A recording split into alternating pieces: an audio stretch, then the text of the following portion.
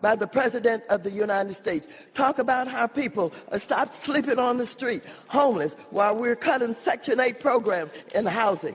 Oh, we could go on about this all day, but I reserve the balance of my time so I can rest a bit, let them say what they want to say so I can come back and tell them what they need to hear. Denouncing communism and socialism is the right thing to do for the Democratic Party. And if some of the highest, most important members of the Democratic Party on that side of the aisle were to vote with us, they would be doing a very favor to the Republic, and not only that, to the Democratic Party. Let me show you the exact moment a routine debate in Congress turned into complete chaos. 1 minute, Maxine Waters was defending socialism, and the next, Maria Salazar stood up and said something that stunned the entire room. Wait a second, weren't you friendly with communist Cuba? Within seconds, the chamber erupted. Democrats began shouting. Objections started flying, and the tension escalated so quickly that the speaker had to step in to restore order. What started as a normal political debate suddenly became a heated confrontation. And if you enjoy watching moments when a narrative completely falls apart in real time, make sure you subscribe, because what happened next says a lot about the ongoing fight over socialism in America. Again, Republicans are confusing socialism with despotism or authoritarianism. Despots try to control the press, education, the system of justice. Despots send the military against their own citizens. Despots try to control the economy. Despots arrest their own citizens, including children, in the middle of the night. The Republicans have tried to confuse you on what is socialism and even called it communism light. That is an absolute distraction from what we're discussing here today. So don't come here talking about the dangers of socialism. You better come here and talk about what you're going to do to strengthen our democracy, how you're going to make sure that we have an education system for all of the children, rather than an education system that is being torn apart by the President of the United States. Talk about how people stop sleeping on the street, homeless, while we're cutting Section 8 programs in housing. Oh, we could go on about this all day, but I reserve the balance of my time so I can rest a bit, let them say what they want to say so I can come back and tell them what they need to hear.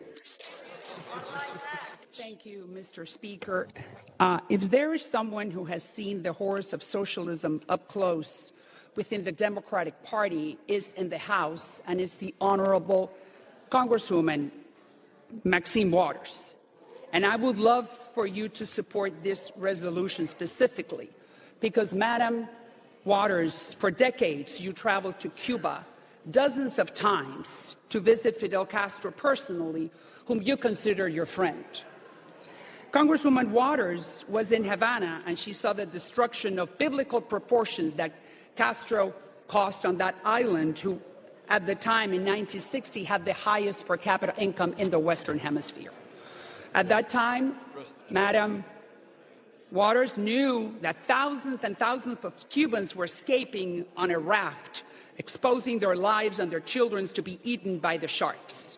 She knew that Afro-Cubans were being beaten on the streets of Havana, discriminated against by Fidel Castro, Mr. Speaker.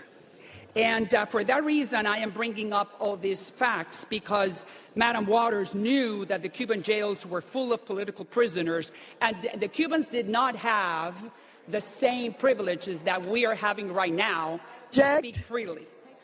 At that time, Madam Waters never raised her voice to denounce the horrors of socialism, Mr. Speaker.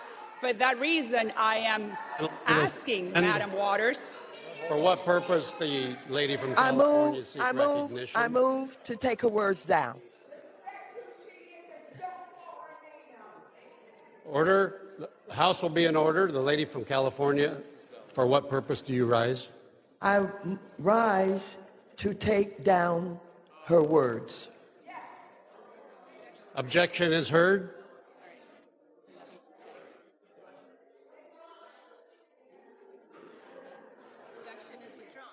The objection is withdrawn. The gentlelady from Florida Her request is accepted with unanimous consent. The gentlelady from Florida is recognized. The gentleman from Arkansas. The House is not in order. The gentleman is correct. The House is not in order. With any luck, we'll get back to business. Please take your conversations off the floor of the House. The gentlelady from Florida is recognized. There are many people on this floor who have seen the horrors of communism. They have been to Cuba. They have been friends with Fidel Castro. They have seen the jails full of Cuban prisoners. They have seen people preparing rafts to die in the middle of the ocean, eaten by sharks. There are many people in the Democratic Party who have witnessed that and have not said anything. So for that reason, Mr. Speaker, I am asking some of my colleagues on that side of the aisle, many of them who are very good friends of mine, to understand that denouncing communism and socialism is the right thing to do for the Democratic Party. And if some of the highest, most important members of the Democratic Party on that side of the aisle were to vote with us, they would be doing a very favor to the Republic, and not only that, to the Democrat. What caught my attention about this exchange wasn't just the shouting or the procedural chaos. It was a clash between two completely different visions of what socialism actually means. Maxine Waters spoke first and presented an argument we've heard many times before. She said Republicans often confuse socialism with authoritarianism. According to her, dictators are the ones who control the press, manipulate the justice system, send the military against their own citizens, and arrest people in the middle of the night.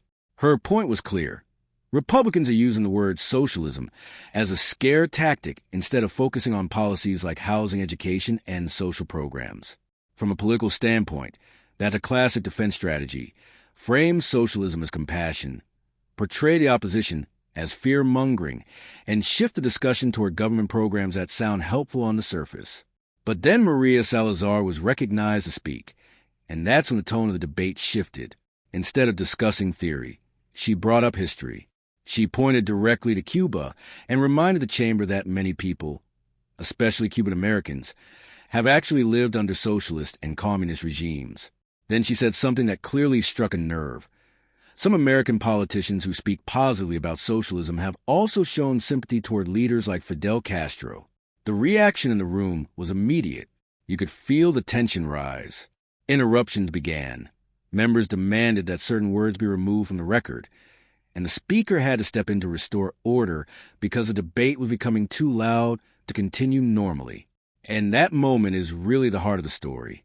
The debate over socialism in America is no longer just about definitions. It's about experience versus theory.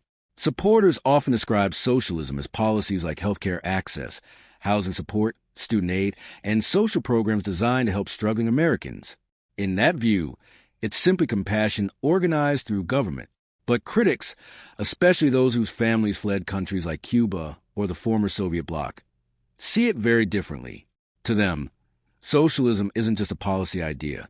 They believe it can be the first step towards centralized power, bureaucratic control, and governments that promise equality but deliver economic collapse.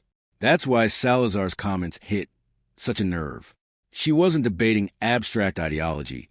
She was pointing to real-world examples where socialist systems led to shortages, political repression, and people risking their lives to escape. And once the conversation shifts from theory to history, the debate becomes much harder to control. The truth is, this argument has been simmering in American politics for decades. From debates about nationalizing industries to expanding federal welfare programs and government-run healthcare, every generation ends up having some version of this fight. What made this moment so explosive is that it happened live on the House floor. One side argued that socialism is misunderstood compassion. The other argued that history shows it leads to disaster. And when those two perspectives collide in the same room, with cameras rolling and tempers rising, the result is exactly what we saw: objections, shouting, and the speaker trying to restore order. Moments like this remind us that politics isn't always about policy papers and prepared speeches. Sometimes it's about raw ideological battles unfolding right in front of everyone. And if exchanges like this keep happening in Congress, the debate over socialism in America is only going to get louder. If you want more breakdowns of these explosive political moments, make sure to subscribe, because these clashes are becoming more common, and each one reveals something about where America's political battles are heading next.